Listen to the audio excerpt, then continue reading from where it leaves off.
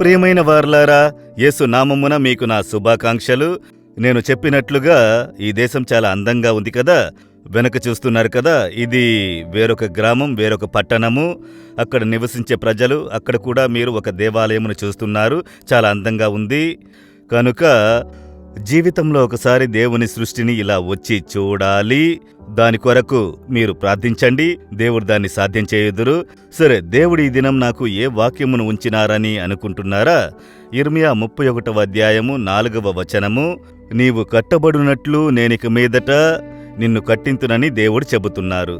మీ జీవితం పడద్రోయబడిందా? మీ కుటుంబం పడద్రోయబడిందా?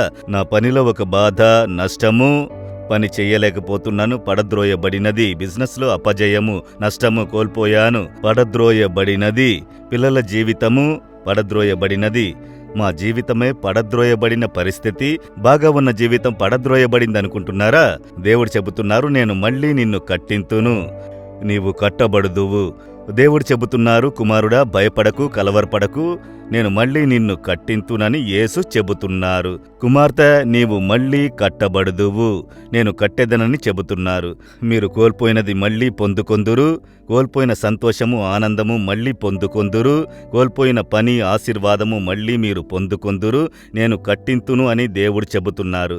ఎందరో ప్రజల జీవితమును దేవుడు మళ్ళీ కట్టి లేపినది నేను చూడగలిగి ఉన్నాను. అవును ప్రియమైన వార్లారా, మీ జీవితం కోల్పోయి అవమానము, నిందల మధ్య, పరిహాసము చేయు ప్రజల మధ్య కలతతో నిలబడి ఉండవచ్చు. ఇలా జరిగింది, నేను మేలు ఎదురు చూసి తిని, నా జీవితం పడద్రోయబడింది, ముగిసిపోయిందని అనుకుంటున్నారా? ఆత్మహత్య చేసుకుని చనిపోవాలని అనిపించుచున్నదా? ఆత్మహత్య పరిష్కారం కాదు. నీకు ఆశీర్వాదకరమైన దినములు ఉన్నవి. దేవుడు మళ్ళీ చక్కగా కట్టించును. పడద్రోయబడినది అనుకుని కలవరపడకండి. దేవుడొక నూతన కార్యమును కట్టి లేపబోతున్నాడు. నూతన జీవితము, ఆశీర్వాదకరమైన అందమైన జీవితము కట్టి లేపి మిమ్ములను ఆనందింపజేయును. నేను కట్టింతునని చెబుతున్నారు. మీ తల్లిదండ్రులు ప్రయత్నించలేదు, బంధువులు ప్రయత్నించలేదు, ఎవరూ మీకు సహాయము చేయలేదు, ఒంటరిగా విడిచిపెట్టబడితిరా?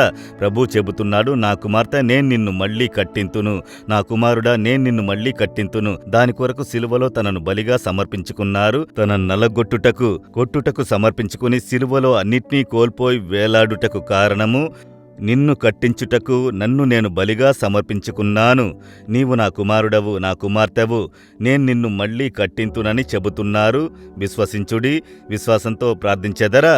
యేసయ్యా, ఈ వాగ్దానం నా కొరకు మీరు మళ్ళీ నన్ను కట్టింతురు. నా జీవితం కట్టబడును. నేను విశ్వసిస్తున్నాను, నా జీవితం కట్టబడును. పడద్రోయబడిన నా జీవిత భాగములు మళ్ళీ కట్టబడును. నేను మళ్ళీ కట్టబడిన స్థితిలో యేసుకి సాక్షిగా నిలబడెదను, మిమ్మును మహిమపరచెదను. యేసు నామములో amen, amen. Jesus redeems Telugu YouTube ఛానల్ను సబ్స్క్రైబ్ చేయండి. సబ్స్క్రైబ్ బటన్ను క్లిక్ చేయండి మరియు బెల్ బటన్ను నొక్కండి. ప్రతిరోజు కార్యక్రమ సమాచారం పొందండి.